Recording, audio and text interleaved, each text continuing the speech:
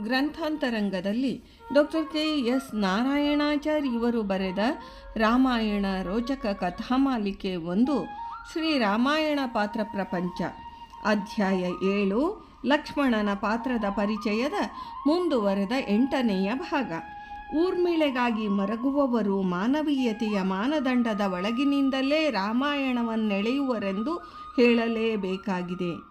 ರಾಮಕೃಷ್ಣ ಪರಮಹಂಸರ ಕೈ ಹಿಡಿದು ಸನ್ಯಾಸಿನಿಯಾಗಿಯೇ ಬಾಳಿದ ಶಾರದಾ ದೇವಿಯವರ ಬಗೆಗೂ, ಯಾಜ್ಞವಲ್ಕರ ಪತ್ನಿ ಮೈತ್ರೇಯಿಯ ಬಗೆಗೂ, ಇಂಥ ಬ್ರಹ್ಮವಾದಿನಿಯರ ಬಗೆಗೂ ಅಯ್ಯೋ ಪಾಪ, ದೇಹ ಸುಖದಿಂದ ಇವರು ವಂಚಿತರಾದರಲ್ಲ, ಇದು ನ್ಯಾಯವೇ ಎಂಬ ರೀತಿಯ ಅನುಕಂಪೆ ತೋರಿಸಿ ಬರೆಯುವವರು ಫ್ರಾಯ್ಡ್ನ ಅನುಯಾಯಿಗಳೆಂಬುದರಲ್ಲಿ ಸಂದೇಹವಿಲ್ಲ. ಈ ದೃಷ್ಟಿಯನ್ನು ಮೀರಿ ನೋಡಿದ ಹೊರತು ರಾಮಾಯಣದ ನೈಜಾರ್ಥ ತಿಳಿಯದೆ ವಿಕೃತಾರ್ಥಗಳನ್ನೇ ಹುಡುಕುವ ಮಾರೀಚ ಬುದ್ಧಿಯೇ ಬರುತ್ತದೆ. ಹಾಗೆ ಬರೆದವರ ಸೀತಾಯಣವೂ ಉಂಟು.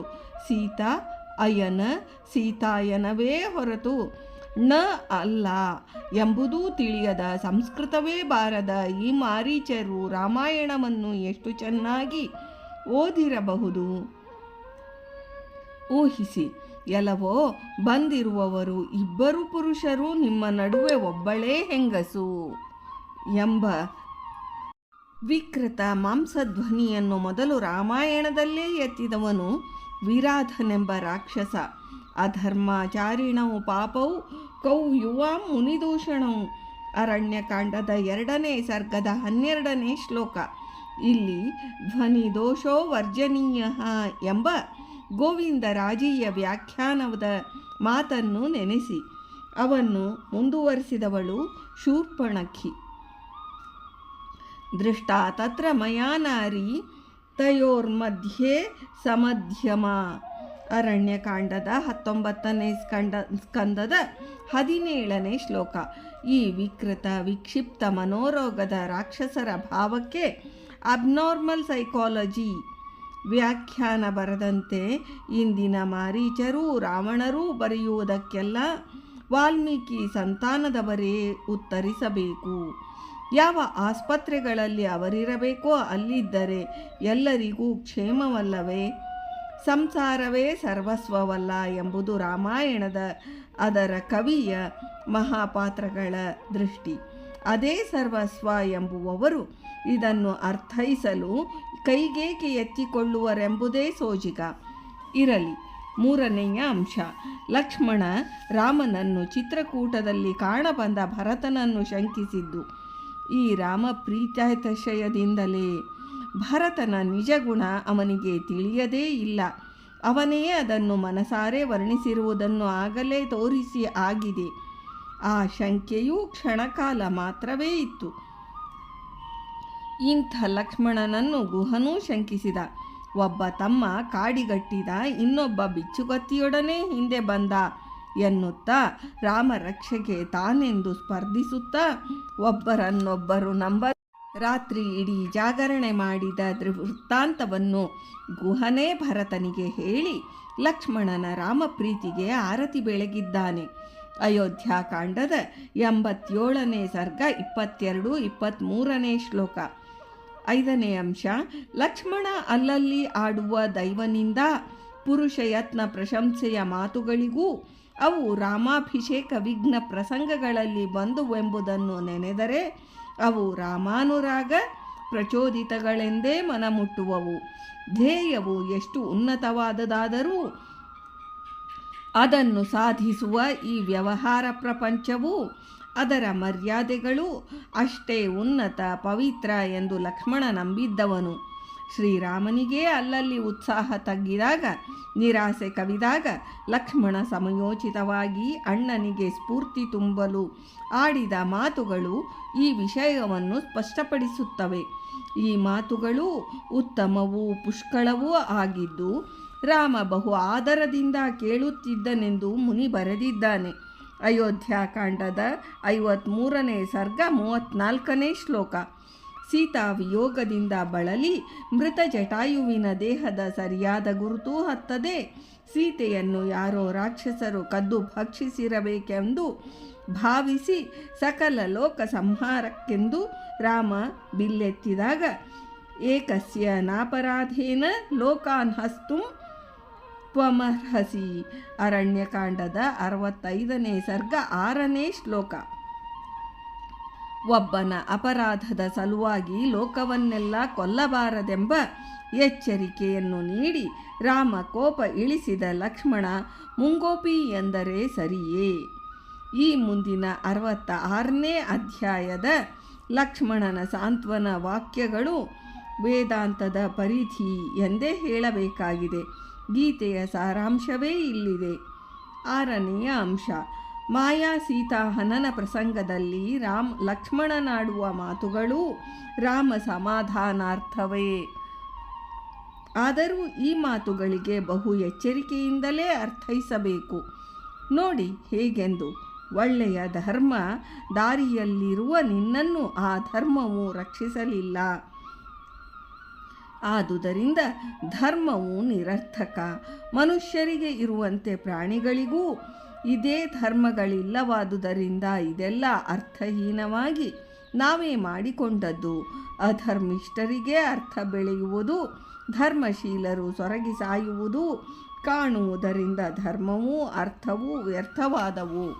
ಅಣ್ಣ, ನೀನೇ ಆಳಬೇಕಿದ್ದ ರಾಜ್ಯವನ್ನು ಬಿಟ್ಟು ಕಾಡಿಗೆ ಬಂದು ನೀನೇ ಧರ್ಮದ ಬೇರನ್ನೇ ಕತ್ತರಿಸಿದೆ.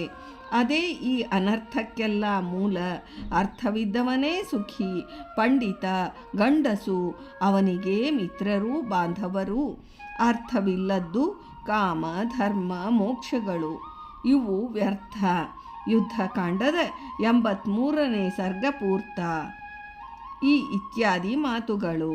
ಈ ಮಾತುಗಳ ಅಂತರಾಳದ ಅರ್ಥ ಇಷ್ಟು. ಶ್ರೀರಾಮ ಊರು ಬಿಟ್ಟು ಬಂದು ಕಾಡಿನಲ್ಲಿ ನಾನಾ ಕಷ್ಟಗಳನ್ನು ಅನುಭವಿಸುತ್ತಿರುವುದು ಲಕ್ಷ್ಮಣನಿಗೆ ಸುತರಾಂ ಸಹಿಸದು. ಎಷ್ಟೂ ಸಹಿಸದು ಎಂದಿಷ್ಟೇ. ನೊಂದವನು ಆಡುವ ಮಾತಿನ ಶೈಲಿ ಆಗಲೂ ಈಗಲೂ ಇದೆ.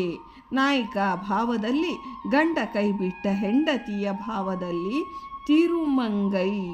ಆಳ್ವಾರರು ಪೆರುಯ ತಿರುಮಡಲ್ ಪ್ರಬಂಧದಲ್ಲಿ ಹೀಗೆ ನುಡಿಯುತ್ತಾರೆ. ವೇದಗಳು ಚತುರ್ವಿಧ ಪುರುಷಾರ್ಥಗಳನ್ನು ಬೋಧಿಸಿದರೂ ಸಕಲ ಪುರುಷಾರ್ಥಗಳಿಗೂ ಕಾಮವೇ ಮೂಲ. ಅದನ್ನಲ್ಲದೆ ಮೋಕ್ಷಕ್ಕೆ ಹೋದವರ ಬಗ್ಗೆ ಕೇಳುವುದೇ ಹೊರತು ನೋಡುವುದಕ್ಕಾಗುತ್ತದೋ ಇತ್ಯಾದಿ. ರಾಮಾಯಣದಲ್ಲಿ ಜಾಬಾಲಿಯು ಹೀಗೆ ಮಾತನಾಡಿ ರಾಮನನ್ನು ಊರಿಗೆ ಮರಳಿಸಲು ಯತ್ನಿಸಿದ್ದೂ ಉಂಟು. ಆಳ್ವಾರರು ಹೇಳಿದ್ದು ಭಗವಂತನ ಮೇಲಿನ ಪ್ರೇಮವೆಂಬ ಕಾಮ. ಇದಿಲ್ಲದೆ ಅವರು ಮಾಡಿದ ತಪಸ್ಸು ಹೊಂದುವ ಮೋಕ್ಷಕ್ಕೆ ವ್ಯರ್ಥವೆಂಬಂತೆ ಜಾಬಾಲಿಯ ಇಂಗಿತವೂ ಅದೇ, ಲಕ್ಷ್ಮಣನ ಇಂಗಿತವೂ ಅದೇ. ಯದಿಚ್ಛ್ರಂತೋ ಬ್ರಹ್ಮಚರ್ಯಂ ಚರಂತಿ ಎಂಬಲ್ಲಿನ ಇಚ್ಛೆಯು ಕಾಮವಲ್ಲದೆ ಭಗವದ್ರಹಿತ ಪುರುಷಾರ್ಥಗಳೆಲ್ಲ ತುಚ್ಛವೆಂಬ ಇದರರ್ಥ. ಇಚ್ಛೆಯು ಕಾಮವೇ.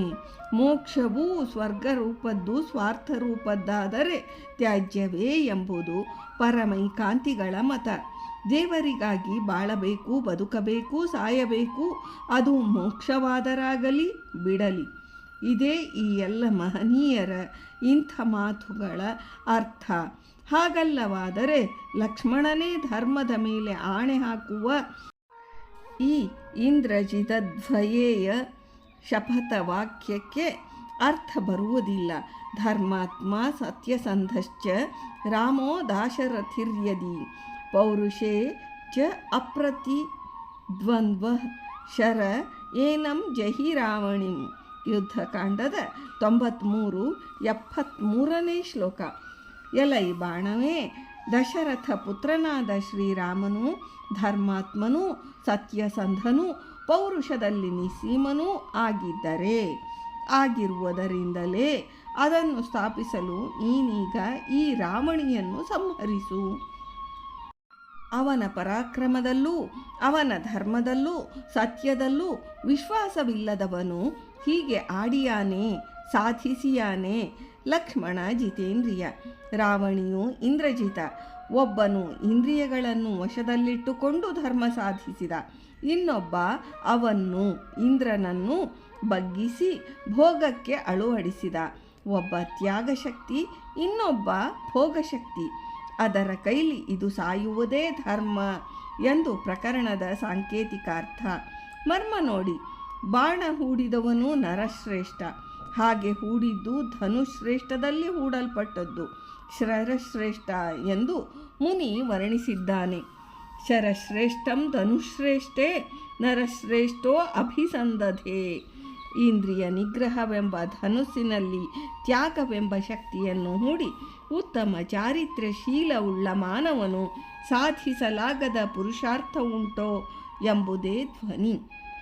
ಲಕ್ಷ್ಮಣನ ಪಾತ್ರದ ಪರಿಚಯದ ಮುಂದುವರೆದ ಕೊನೆಯ ಭಾಗವನ್ನು ನಾಳಿನ ದಿನ ನೋಡೋಣ. ಇಂದಿನ ಈ ಭಾಗವನ್ನು ವೃಂದಾವನ ವಿಹಾರಿ ಶ್ರೀಕೃಷ್ಣನಿಗೆ ಸಮರ್ಪಣಾ ಮಾಡ್ತೇನೆ. ಶ್ರೀಕೃಷ್ಣಾರ್ಪಣಮಸ್ತು.